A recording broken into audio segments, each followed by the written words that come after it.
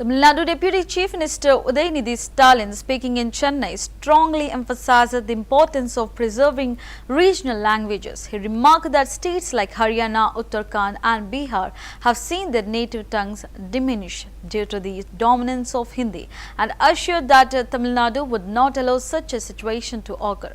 Stressing the cultural and historical significance of Tamil, he highlighted the government's commitment to safeguarding linguistic identity against external influence. His statement underscored the broader debate on language preservation and regional pride. Reflecting Tamil Nadu's long-standing stance on protecting its heritage, the remarks resonated with the supporters who view language as central to identity and cultural continuity. Tamil Nadu முதலமைச்சர் பார்த்தாரு. புதிய கல்விக் கொள்கையை கொண்டு வந்தா மீண்டும் தமிழ்நாட்டுக்குள்ள இந்தியை திணிக்க முயற்சிக்கிறாங்க. குறுக்கு வழியில மீண்டும் சமஸ்கிருதத்தை தமிழ்நாட்டுக்குள்ள முயற்சிக்க செய்யறாங்க. குலக்கல்வி திட்டத்தை மீண்டும் தமிழ்நாட்டுக்குள்ள கொண்டு வர பார்க்கிறாங்கன்னு முதலமைச்சர் அவர்கள் மறுத்தார். ஒன்றிய பள்ளிக்கல்வித்துறை அமைச்சர் திரு தர்மேந்திர பிரதான் சொன்னார், இந்தியாவில் இருக்கக்கூடிய மற்ற மாநிலங்களும் ஏற்றுக்கிச்சு, ஆனா தமிழ்நாடு மட்டும் ஏன் ஏற்றுக்க மாட்டேங்குது? தமிழ்நாடு ஏற்றுக்கலன்னா ஒன்றிய அரசு தமிழ்நாட்டுக்கு கொடுக்க வேண்டிய வரி பகிர்வு 2500 கோடி தர முடியாது அப்படின்னு சொன்னார் ஒன்றிய பள்ளி கல்வித்துறை அமைச்சர்.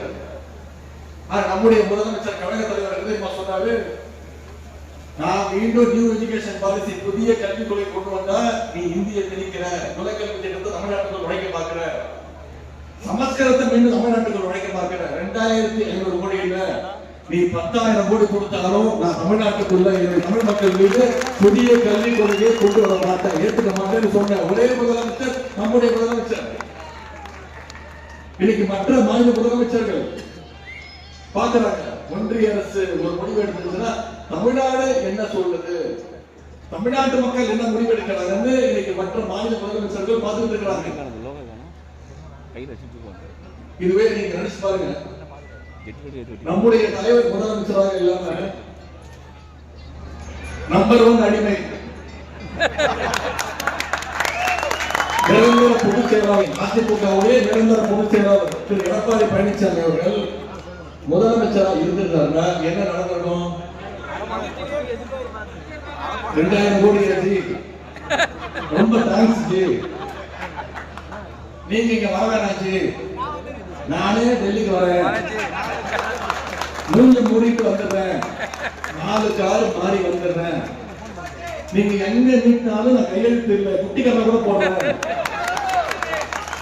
நடந்திருக்குமா? நடந்திருக்காரு. நீங்க என்ன சொன்னாலும் நாங்க ஏற்றுக்கிறோம்.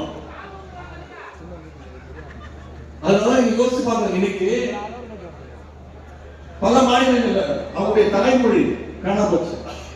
உதாரணத்திற்கு ஹரியானா மாநிலம், அவங்களுடைய தாய்மொழி ஹரியாத்தி, ஹிந்தி புகுந்ததுனால இன்னைக்கு அவங்க தாய்மொழி காணாம போயிடுச்சு.